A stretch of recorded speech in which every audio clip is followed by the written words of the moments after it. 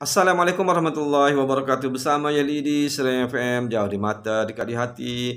Hai, hai, hai, hai. Apa khabar? Apa cerita? Apa belakang? Doa dan harapan Yali agar semua kakak sahadat wala afiat. Malam ni malam 30 Mei 2021 bersamaan 19 Syawal 1442. Sebelum perkongsian Yali nak mengajak kakak untuk sama-sama berselawat ke atas junjungan besar Nabi Muhammad sallallahu alaihi wasallam.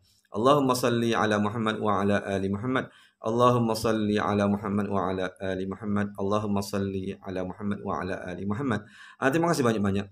Seterusnya perkongsian ahli pada malam ni mengenai pengumuman daripada Menteri Kanan kita pada petang tadi jam 5 lebih kurang mengenai apa yang boleh dilakukan dan tidak boleh dilakukan, apa yang dibenarkan dan apa yang tidak dibenarkan untuk kita lakukan ketika lockdown pada 1 sehingga 14 Jun nanti, iaitu pada hari Selasa.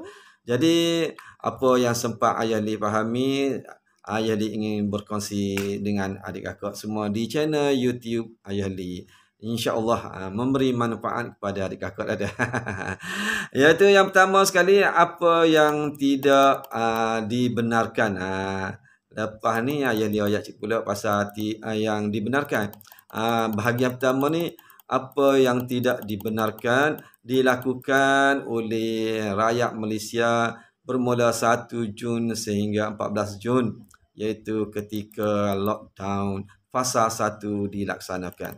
Jadi adik kakak dengan molek ni. Jadi yang pertama dia kata, kawalan pergerakan merentas negeri daerah tidak dibenarkan.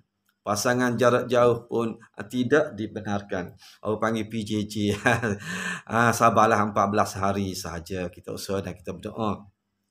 Pelawak perniagaan jangka pendek tidak dibenarkan kecuali dengan kebenaran PDRan. Mungkin geng-geng yang melawak projek, melawak tapak projek ni. Yang seterusnya, ibu bapa atau penjaga yang menghantar anak-anak ke pusat jagaan kanak-kanak tidak dibenarkan kecuali kedua-duanya bekerja pada perkhidmatan yang dibenarkan oleh kerajaan. Jadinya kedua ibu bapa tu memang tertakluk pada yang perlu pergi kerja, barulah mereka ini dibenarkan menghantar anak ke pusat jagaan. Kalau salah seorang tidak boleh bekerja di rumah, maka tidak dibenarkan untuk menghantar anak. Faham molek tu? Yang seterusnya, bahagian pendidikan. Semua institusi pengajian awam, tinggi, swasta tidak dibenarkan untuk bersemuka, termasuk juga tahfiz ataupun IPG dan sebagainya. Semua tidak dibenarkan kecuali siswa-siswi IPT yang berkeperluan sahaja. Orang panggil wajib hadir. Mungkin makmal ataupun sebagainya. Jadi tidak boleh buat secara online. Jadi yang seterusnya yang tidak dibenarkan, iaitu perniagaan. Tidak dibenarkan. Hak pesen mana? Hak pesen makan kedai. Tidak dibenarkan makan di kedai. Dan kita pun banyak minggu dah tidak dibenarkan makan di kedai. Pasar tani, pasar minggu, pasar malam, pasar tamu tidak dibenarkan. Cyber cafe, pusat cafe tidak dibenarkan. Aktiviti bergambar, fotografi tidak dibenarkan. Agensi ramalan, rumah kuda ada juga. Juga tidak dibenarkan. Seterusnya, perniagaan dan perkhidmatan. Operasi spa, refleksiologi, pusat urut tidak dibenarkan. Salon kecantikan tidak dibenarkan. Kedai gunting, kedai perabot, pusat cuci kereta, kedai barang kemas, kedai emas tidak dibenarkan juga. Kedai buku, alat tulis, aksesori kenderaan, pakaian fashion, alat permainan, peralatan sukan, kedai bunga, semua tidak dibenarkan. Tu dengan molek tadi kakak dia. Jangan pula pergi cari bunga lepas ni. Operasi swasta pula, sektor swasta tidak dibenarkan kecuali yang menjalankan tugas perkhidmatan perlu yang Ayah Li akan sebut lepas ni. Mesyuarat bersemuka tidak dibenarkan. Seterusnya, sektor pertanian, perikanan, peradanan komuniti, aktiviti memancing tidak dibenarkan kecuali untuk sara hidup. Jadinya tidak boleh dibuka pusat-pusat memancing. Kolam kau tak boleh. Jadi yang memang makan hasil daripada memancing dibenarkan. Jadinya geng-geng memancing tu fikir-fikirlah. Dia tu berniaga ke dia untuk sara hidup. Nak makan hasil daripada memancing. Sebenarnya tabika dan tadika tidak dibenarkan kecuali untuk anak-anak yang kedua ibu bapanya bekerja perlu. Jadi seperti ayat dia ayat tadilah. Dan sukan riadah. Sukan riadah tidak dibenarkan kecuali beberapa sahaja yang berkonsepkan camp based training, pusat latihan berpusat mungkin untuk negara kot lah. Kalau untuk individu, untuk pasukan kampung, kelab tidak dibenarkan. Jadi adik kakak, jadi itulah perkara-perkara yang tidak dibenarkan. Ada sedikit lagi, iaitu industri kreatif, penyiaran rakaman secara langsung tidak dibenarkan kecuali program berbentuk menyampai maklumat seperti berita forum. Seperti ayah Ali ni tiada masalah lah, sebab berada di rumah sahaja, tidak berada di mana-mana studio. Untuk seminar, banking, kursus latihan tidak dibenarkan kecuali yang memang berada di pusat latihan. Mereka yang ada di pusat latihan tu mereka boleh melakukan banking kerana memang mereka itu berada di situ. Orang panggil sudah dikurantinkan. Dan seterusnya, aktiviti hiburan, kelab malam, panggung wayang tidak dibenarkan. Majlis sosial tidak dibenarkan, sama ada kenduri kendara, hal menyambut birthday, ulang tahun perkahwinan dan sebagainya tidak dibenarkan. Aktiviti pelancongan, tak kira lah nak pergi ke mana, nak pergi ke zoo ke, nak pergi ke pasar budaya ke, muzium ke, perpustakaan ke, tidak dibenarkan. Nak pergi ke taman tema pun tidak dibenarkan.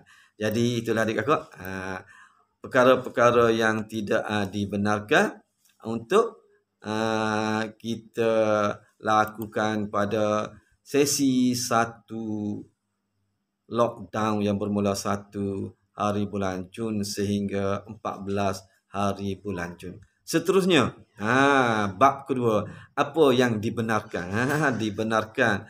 Perkara-perkara yang dibenarkan ada 17 perkara.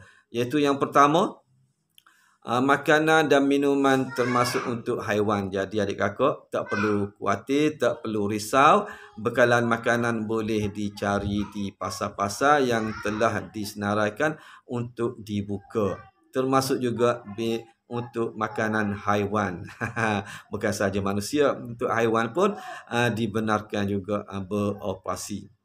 Yang kedua, penjagaan kesihatan perubatan termasuk penjagaan dan klinik haiwan dibenarkan juga. Jadinya ini untuk menjaga kesihatan, jadi tak perlu pusinglah. Yang ketiga, air. Air ni memang barang perlu, tidak ada air wallahu alam, nak ambil semaya, nak mandi dan sebagainya tergendala. Yang keempat, tenaga. Ini maksudnya tenaga elektrik ini. Kalau tidak ada tenaga elektrik, jam. Tidak ada fungsi alat-alat elektrik di rumah. Dan yang kelima, keselamatan, pertahanan, kecemasan, kebajikan dan bantuan kemanusiaan dibenarkan. Yang keenam, mengurus sisa pepejal, pemeriksaan awam dan pembetongan juga dibenarkan beroperasi. Kalau sintetik tank rumah penuh, memang boleh panggil kerana mereka akan beroperasi. Kalau tidak operasi, melimpah ruah. Yang ketujuh, pengangkutan darat, air dan udara dibenarkan mengikut garis panduan yang telah dikeluarkan oleh MKN. Yang ke-8, perkhidmatan dan pengurusan pelabuhan, limungan, lapangan terbang, dibenarkan ni panggil untuk ekspor dan import dan penghantaran barang-barang perlu adik-kakak deh. Yang ke-9, komunikasi termasuk media telekomunikasi, internet, pos dibenarkan. Yang ke-10, perbankan, insurans, takaful juga dibenarkan. Yang dibenarkan ni dekat mengikut SOP yang telah dikeluarkan sebelum ini. Yang ke-11, kredit komuniti iaitu pajak gadai. Kok ada yang kesotokan wang, jangan risau kerana boleh bawa gelang subang rantai untuk pajak gadai, cari modal. Yang ke-12, e-dagang, teknologi maklumat dibenarkan. Yang ke-13, pengeluaran, penyulingan, penyimpanan, pembekalan dan pengagihan bahan api perinci dibenarkan. Pam minyak ni, stesen minyak dibenarkan beroperasi. Hotel dan penginapan dibenarkan beroperasi untuk pengasingan ataupun kuarantin, bukan untuk pelancongan. Yang ke-15, pembinaan, penyelenggaraan dan pembaikan kritikal dibenarkan. Dibenarkan mengikut SOP. Bukan semua dibenarkan. Mungkin ada klausa-klausa yang tertentu dibenarkan. Yang ke-16, perkhidmatan perhutanan dan hidupan liar. Penguatkuasa dibenarkan untuk bertugas, untuk bekerja. Dan yang ke-17, logistik yang terhad pada penyampaian perkhidmatan perlu. Jadi itulah 17 perkara yang dibenarkan untuk beroperasi ketika lockdown 1 hingga 14 Jun nanti, adik-kakak. Secara perincian tu adik-kakak, jadi tak sempat nak perinci kerana terlalu panjang dan terlalu lebar.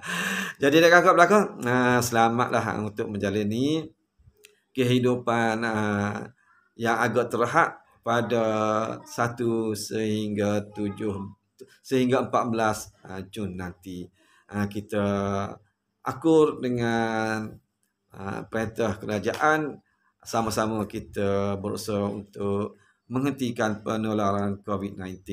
Moga-moga negara kita cepat-cepat terputus rantaian. Dan satu lagi sebenarnya berhenti dalam siaran kali ini, yang Ayah Lee ingin pesan kepada adik-adik semua, jangan membuat pembelian panik. Jangan sekali-kali. Kenapa? Kerana pasar-pasar menjual bahan mentah tetap berjalan seperti biasa, iaitu bermula pada 8 sehingga 2 petang.